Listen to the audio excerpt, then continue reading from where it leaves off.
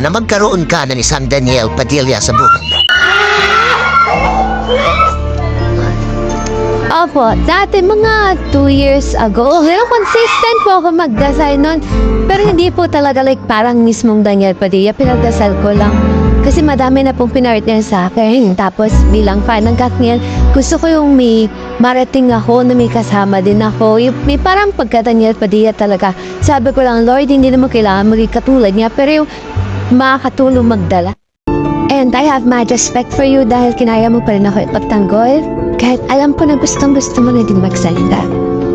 And actually, sa lahat ko na nandito ngayon na nanonood at nakikinig, pinili ko na lang po talaga sana manahimik at lunukin lahat ng mga dinapat salita sa akin ng lahat ng tao. Pero kasi, here I am at my happiest moment at madami pa din pong nadadamay at nababalik na mga pangalan kahit hindi naman ako dapat. At mas lalo pa pong dumadami yung